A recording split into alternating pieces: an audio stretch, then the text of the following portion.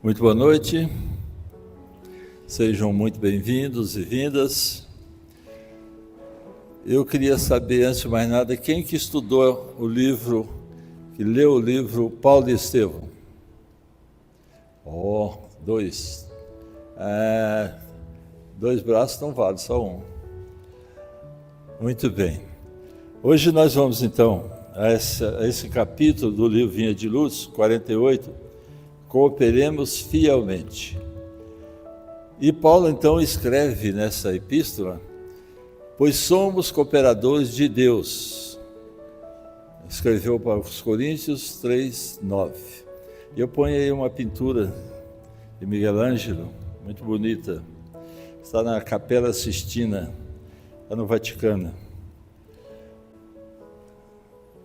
O que Paulo queria dizer com isso? Somos cooperadores de Deus. No capítulo, na questão 27 do Livro dos Espíritos, conversando sobre a criação, Allan Kardec começa questionando a espiritualidade sobre como Deus fez a criação. E os Espíritos mostram, o Espírito de Verdade mostra, que Deus fez duas coisas: o fluido cósmico universal, que deu origem à parte material, e do fluido inteligente universal, ou seja, do próprio Criador, do próprio Deus, originou-se o princípio inteligente. Esse princípio inteligente evoluiu até chegar à fase de espírito. Nós passamos por vários reinos até chegarmos à fase animal. Depois chegamos à fase hominal. E segundo Gubbio, no livro Libertação, nós atingimos a fase da razão há 40 mil anos.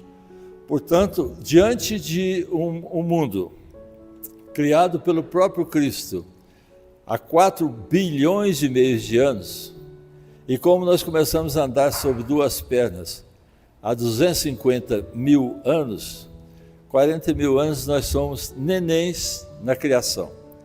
Mas de qualquer maneira, nós somos filhos de Deus, trazemos a sua essência em nós, desde a nossa criação, e como filhos de Deus, nós somos cooperadores na criação e na manutenção.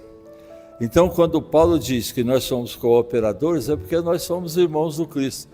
Tem muita gente que fala assim: você acha que isso é importante? Eu falei: eu sou irmão de Jesus. Portanto, nós somos realmente cooperadores de Deus. E Paulo, até ele começar a fazer a sua pregação, Paulo se dedicava a serviço do Sinédrio, que era o STF da época, e o trabalho que ele mais gostava era de perseguir cristão. Até que ele conheceu Gamaliel, e aí ele passou a raciocinar de uma maneira diferente. Numa das suas andanças, ele conhece Abigail, irmã de Jesiel, se apaixona por ela e começa a cortejá-la, até que ela assiste Paulo trucidando o irmão dela, Jesiel, que se transformou em Estevão. Ora, ele tinha uma raiva danada de Ananias, porque Ananias havia feito com que a sua amada se transformasse numa cristã. E ele, numa das suas viagens, foi revê-la. Chegando lá, ela estava muito adoentada, colocando sangue pelo nariz, também pela boca, possivelmente num quadro de tuberculose, pela descrição do livro, mas o livro não dá diagnóstico. E ele assiste à sua morte.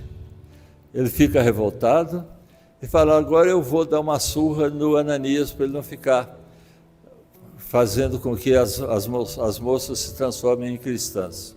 E ele vai para Damasco, onde Ananias morava. Mas no caminho para Damasco, de repente Jesus aparece para ele.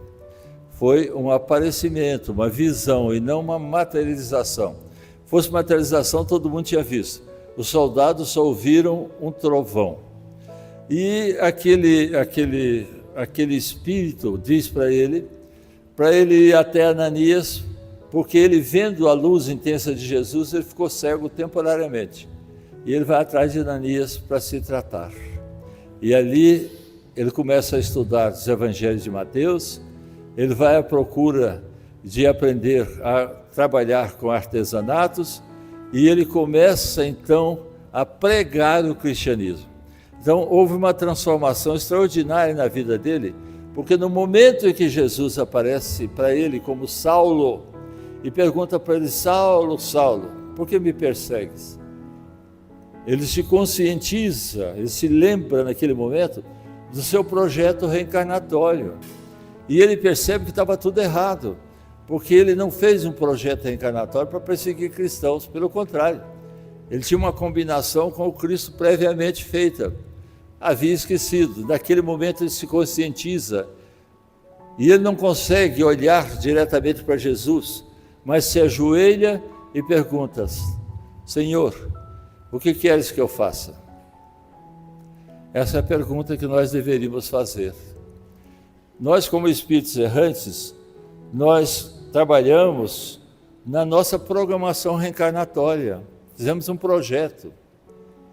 E a gente se esquece, quando chega aqui, de perguntar a Jesus: Senhor, o que queres que eu faça? Então Paulo, escrevendo àqueles que o liam, ele diz: eu, irmãos, não vos pude falar como espirituais, ou seja, não pude falar por você já espiritualizado. Lembrando que naquele momento em que Paulo fazia a pregação, o cristianismo estava começando.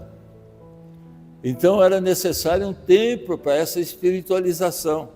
Então eu não pude falar a espirituais, mas como carnais, como a meninos em Cristo. Olha que referência extraordinária, porque Cristo havia falado: deixai vir as minhas criancinhas. E muita gente acha que Cristo estava se referindo a pequeninos corporais. Ele estava falando de nós. Há 40 mil anos nós atingimos a face da razão. No mundo de 4 bilhões e meio de anos, nós somos criancinhas diante da espiritualidade. Assim como aqueles que estavam lendo Paulo também. Com leite vos criei, e não com carne, porque ainda não podeis, nem tampouco ainda agora podeis. Porque ainda sois carnes ou carnais, pois havendo entre vós inveja, contendas e dissensões, não sois porventura carnais, e não andais segundo os homens? É preciso a gente situalizar na situação de Paulo. Quando ele sai da oficina de Gamaliel, de Ezequiel, irmão de Gamaliel, após aprender a fazer sandálias, ele era de uma família rica, e nas famílias ricas daquela época, todo mundo aprendia a fazer, a praticar artes artesanais, a fabricar objetos, principalmente sandálias. Então foi essa a escolha dele para poder se manter, porque naquele tempo não tinha automóvel nem avião, então ele precisava vender para poder comer. E o deslocamento era a pé, ou por lombo de jumentos ou cavalos, e de barco. Ele, em 20 anos, ele caminhou 30 mil quilômetros. Onde é que está isso? Uma pesquisa feita pelo nosso irmão Roriz, também palestrante, e ele foi somando as viagens. Ele teve o capricho de ir para a Bíblia somando as viagens. Então, ele andou em 20 anos 30 mil quilômetros, 1.500 quilômetros por ano, para poder pegar a palavra do Cristo. Alguma semelhança conosco? Não, nenhuma. A gente fica com preguiça de vir, porque está chovendo. A gente não vem porque é o último capítulo da novela. A gente não vem porque tem um jogo de futebol. A gente não vem porque... Não, hoje não estou com vontade. Imagina a gente na situação de Paulo, andando 1.500 quilômetros por ano. Dividam isso aí por mês e vocês vão ver quanto ele andava. Então ele continuou nessa carta aos irmãos, porque dizendo um, eu sou de Paulo, e o outro, eu sou de Apolo, porventura não sois carnais? Ou seja, vocês brigam entre vocês. A diversão daqueles que estavam conversando do cristianismo é mandar prender o Paulo. Ele tinha o fogo amigo, ele passava mais tempo preso do que solto. E aí, além do mais, ele aproveitava a prisão para poder escrever. E dizendo, já que vocês não combinam, isso não é de espiritualização, isso é da carne, o espírito ainda não é evoluído. Pois quem é de Paulo e quem é de Apolo, senão ministros pelos quais crestes e conforme que o Senhor deu a cada um. Então eram vários pregadores, entre eles o Apolo também. E alguns diziam, não, eu sou de Paulo, outros diziam, não, eu sou de Apolo. E ele disse, olha, a gente é de Deus, cada um vai ser responsável por aquilo que plantar, porque vai ser obrigado a colher. Então ele não tinha essa vaidade de dizer, vem todo mundo para o meu lado. Nós temos isso hoje no nosso mundo. Algumas religiões se dizem religiões do povo eleito de Deus. E o resto vai tudo para o inferno. Eu tenho uma irmã que é batista, ela fala que morre de medo, de dó de mim, porque sabe que eu vou para o inferno, porque eu sou espírita. Aí eu perguntei para ela se ela é muito amiga do capetão, porque já que eu vou para o inferno, ela certo conhece o homem, ele deve ter falado para ela. E se tinha jeito dela falar com ele, para ver se eu podia trabalhar lá no inferno. Porque se pudesse trabalhar, até eu iria, não tem problema nenhum. Mas para ficar à toa lá, não vou não. Então, Paulo continua, eu plantei, ou seja, eu estou pregando, eu estou dando exemplo, eu estou trabalhando. Apolo regou, mas Deus deu o crescimento. O que acontece conosco quando a gente planta uma sementinha? Você planta a sementinha, você rega a sementinha vai nascer, vai crescer, mas a frutificação dela, ela é comandada pela lei divina. Não somos nós que fazemos com que ela frutifique, apesar de a gente tomar conta. Por isso, nem o que planta é alguma coisa, nem o que rega, mas Deus que dá o crescimento. Paulo chamava a atenção, porque o Cristo colocou pelo próprio governador da região que a missão dele era implantar o reino de Deus nos corações dos homens.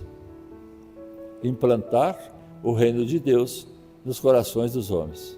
Então, ele, como discípulo de Jesus, pegou como missão também implantar esse reino de Deus nos corações dos homens. Mas tinha outros que também pregavam. Então não era para ficar cada um fazendo briga, dissensão, fuxico, fofoca, porque eu sou do fulano, eu sou do Beltrano. A gente ainda tem isso, né?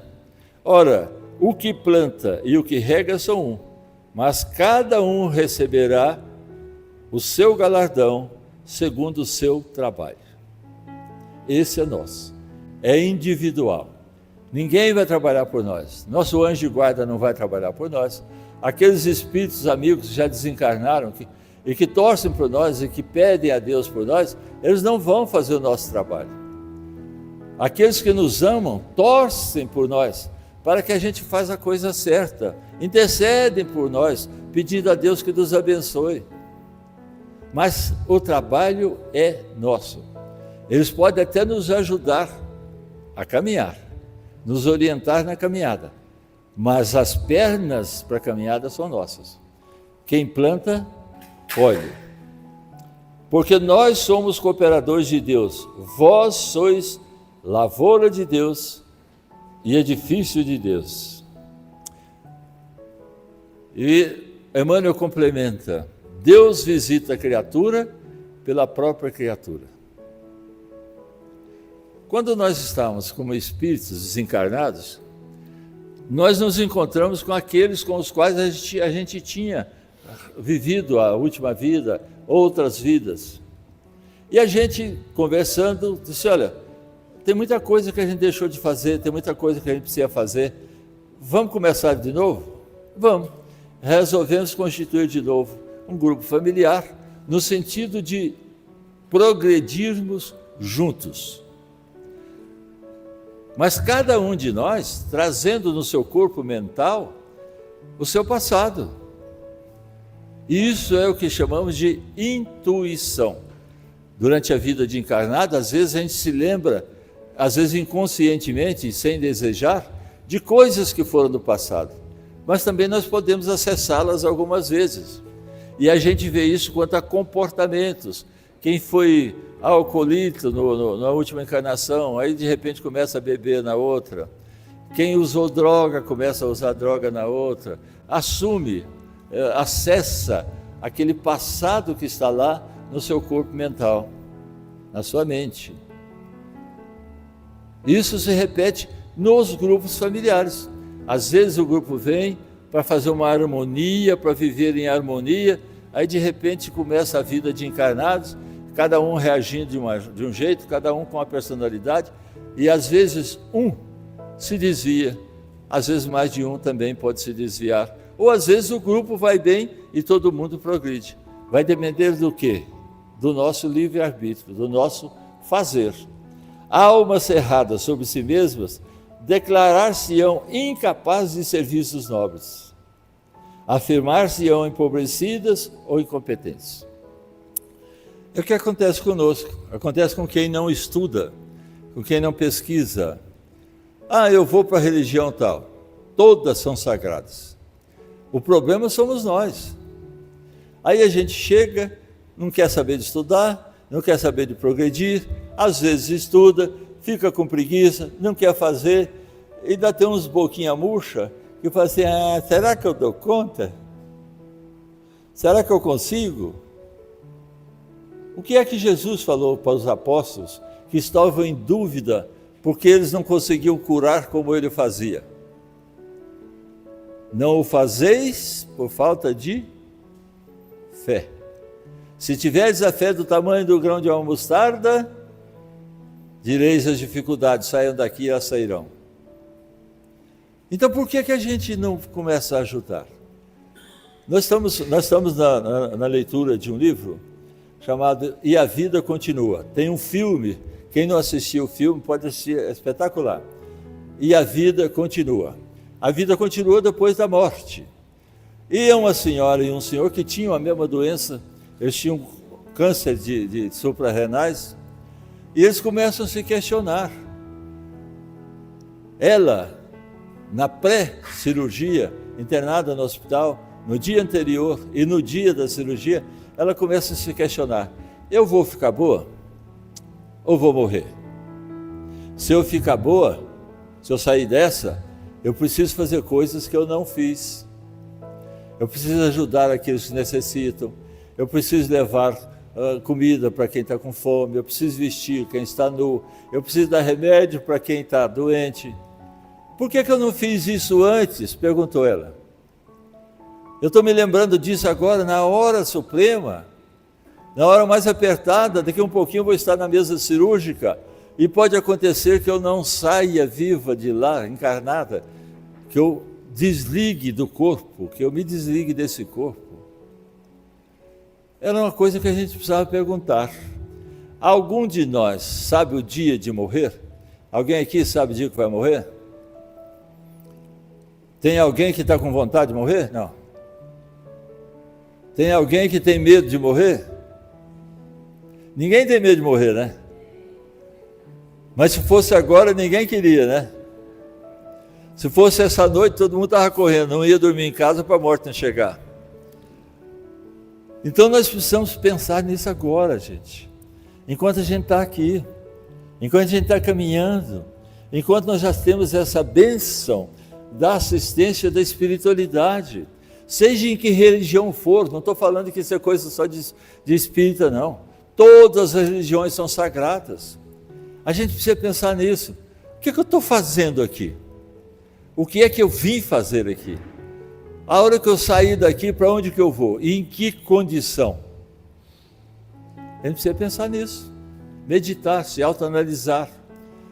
Daqui um pouquinho nós vamos chegar em casa, cada um vai assistir programa de televisão, às vezes, cada um vai fazer a fofoca que não teve tempo de fazer durante o dia, cada um vai pensar sublimemente, através da oração, de como foi o seu dia, o que fez, o que podia ter feito e não fez, o que fez e que podia ser melhor feito.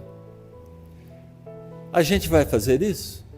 Antes de dormir, a gente pensa nisso? A gente pede a bênção de Jesus para que a nossa noite seja tranquila, para que os nossos encontros espirituais sejam afáveis, fraternos, amorosos. A gente programa a noite para dormir. E quando amanhecer o dia, como é que nós fazemos? Saímos correndo para fazer os hábitos normais, trocamos de roupa, pegamos o carro e vamos embora trabalhar. Alguém agradeceu a noite? Alguém programou o dia? A oração dá essa perspectiva e essa oportunidade. A gente forma em torno da gente um halo energético, amoroso diante da oração, fazendo uma proteção contra energias negativas, para não nos contaminarem. A gente lembra de fazer isso? E como é que vai ser nosso dia? A gente programou? Então, o que o Paulo está dizendo é o seguinte: nós precisamos sair do comodismo. É muito bom a gente estar no comodismo. Não, está tudo bem para mim, a vida está boa, eu tenho uma bela casa, uma bela família, eu não passo fome, tenho um bom emprego, estou ganhando bem, então está tudo bem. Mas é só nós? É só nós que estamos nesse mundo? Há companheiros que atingem os disparates de se programarem tão pecadores e tão maus, que se sentem inabilitados a qualquer espécie de concurso sadio na obra cristã, como se os devedores ignorantes não necessitassem trabalhar na própria melhoria. Olha o Emmanuel chamando a atenção. Nós já somos espíritos de luz? O Cristo afirmou para nós: vós sois a luz do mundo, vós sois o sal da terra. Ora, vós sois deuses, com D minúsculo, mas sois tudo com minúsculo. Precisamos chegar no maiúsculo, precisamos chegar na conquista, pelo mérito que nós temos que empregar do trabalho na seara do Cristo. Nós estamos nesse mundo passageiramente. Daqui um pouco a gente começa a adoecer às vezes, a sofrer mais, a ficar um zeinho ranheta, a ficar um zeinho ciumento. Mas nós não podemos desistir do fazer. Em momento algum o Cristo desistiu do fazer, e em momento algum ele desistiu de nós. Então, nós temos que entender que diante da espiritualização, nós estamos dando os primeiros passos. Nós ainda não aprendemos a amar. E como perspectiva disso e como opção para isso, quando nós fizemos nosso programa reencarnatório, nós colocamos: eu preciso aprender a amar. Como opção, se não aprender a amar, que a dor seja minha companheira, para me chamar a atenção. A dor é uma mensagem da espiritualidade para chamar a atenção da gente, para corrigir rumos. Mas a gente, quando a dor chega, a gente não entende a mensagem, passa para o sofrimento, para a queixa, para a lamúria, dizendo que Deus é injusto, que está nos castigando. Estamos contra o ensinamento do Cristo, porque Ele nos disse que Deus é amor por excelência. Então Deus não castiga, Deus ama. Ah, mas quem que fez o meu programa reencarnatório? Eu. Mas quem que estava presente? Um emissário de Jesus, meu anjo de guarda, os familiares que gostam de mim, os amigos que gostam de mim. Você dá conta de fazer o que você está programando aí? Que Deus te abençoe em nome do Cristo. Ele nos abençoa, Ele está junto de nós, está conosco. Mas o serviço é nosso, a tarefa é nossa. E a gente não pode cair nessa coisa de que a gente não pode fazer. Todos nós podemos fazer. Quem não pode fazer uma oração em benefício de alguém? Quem não pode chegar perto de alguém com uma dor e pedir a Deus e a espiritualidade que essa dor passe?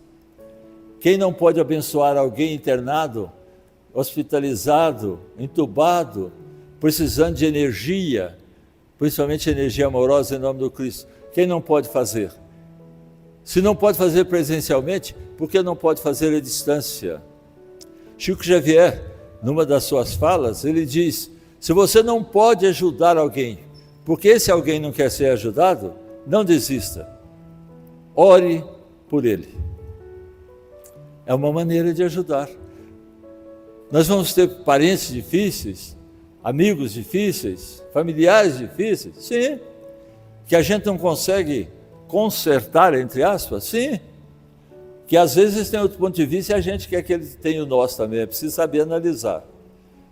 E a maneira de ajudá-lo é pedir a Deus para que ele seja ajudado, através da nossa oração. As portas da colaboração com o divino amor, porém, permanecem constantemente abertas. E qualquer homem de mediana razão pode identificar a chamada para o serviço divino. E o que é essa chamada? O que é essa chamada? Quem de nós não participa de um movimento de prestar serviço a alguma família, cesta de alimentação, remédio, roupa, que não participa de grupos que fazem distribuições de alimentos, de roupas, de remédio? Não participa de grupos na igreja que socorrem aqueles que chegam adoentados do corpo e da alma? Por que não podemos fazer isso, participar? Participação. Então a porta está sempre aberta. Jesus abriu essa porta para nós. E ele bate na porta do nosso coração. Quando ele disse: batei e abrir-se-vos-á. Então naquele momento, hoje, quando nós formos adormecer o corpo, a gente faz uma introspecção, uma oração, e pede a Jesus: Senhor Jesus, a minha dificuldade está sendo essa, aquela.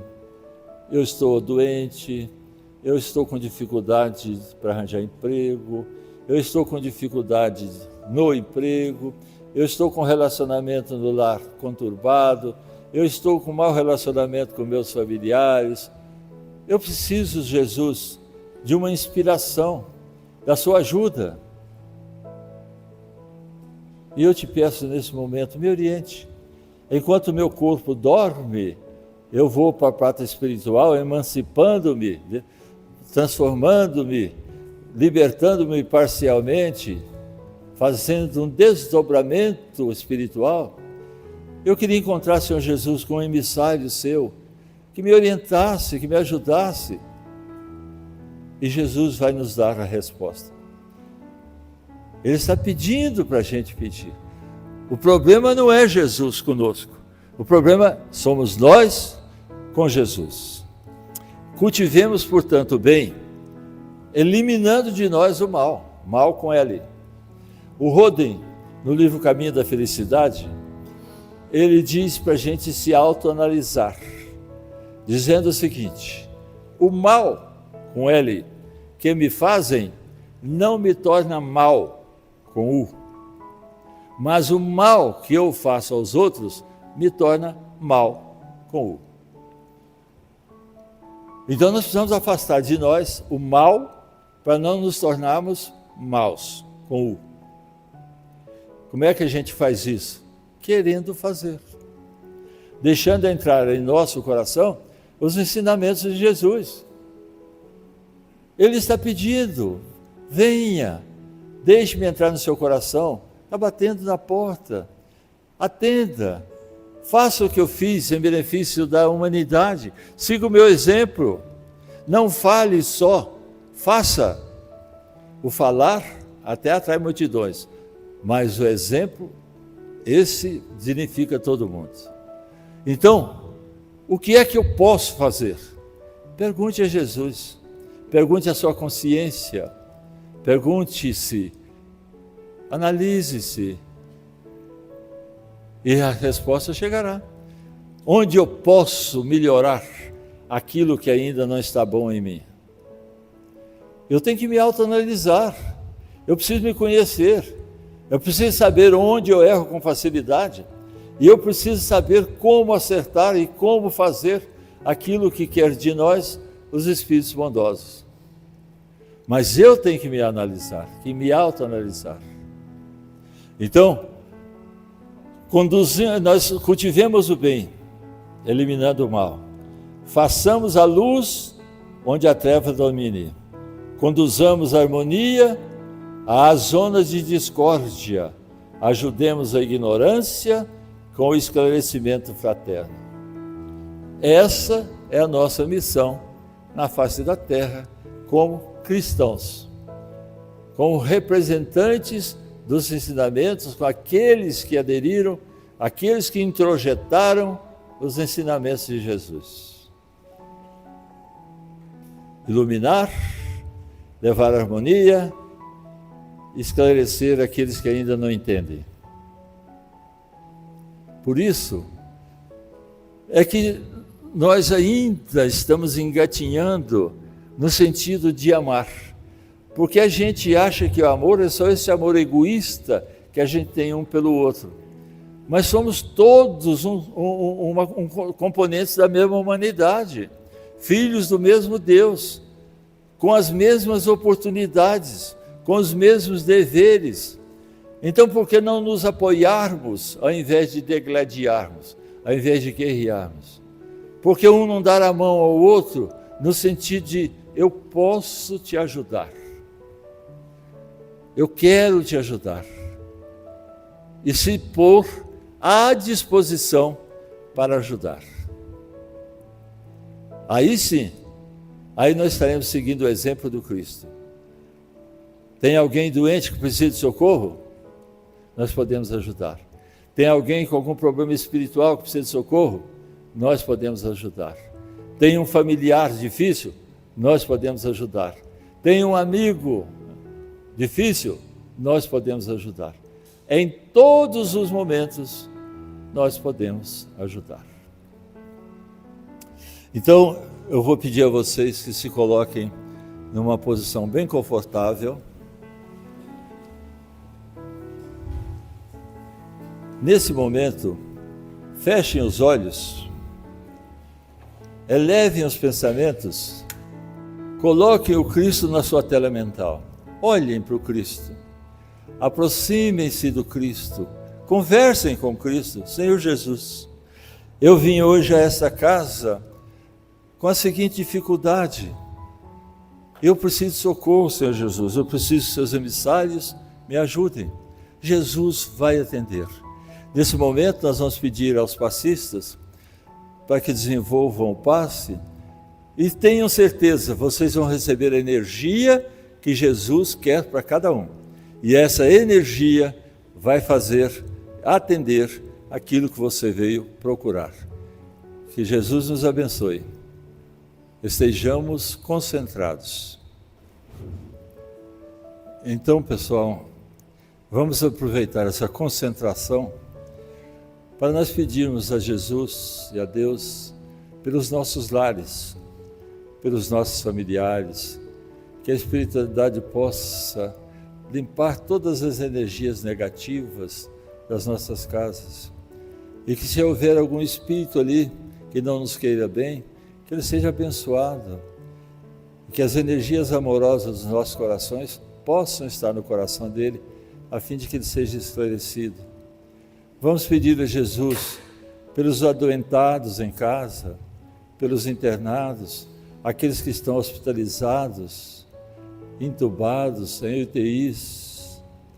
Vamos pedir a Jesus por aqueles que estão em casa de correção, para que também esses ensinamentos de Jesus cheguem aos seus corações. Senhor Jesus, nós agradecemos pela noite, por esse encontro, pela oportunidade que foi feita em seu nome. E em seu nome, Senhor Jesus, nós queremos encerrar. Que a vossa bênção e a vossa proteção estejam conosco, hoje e sempre. Que assim seja. Obrigado por estarem aqui.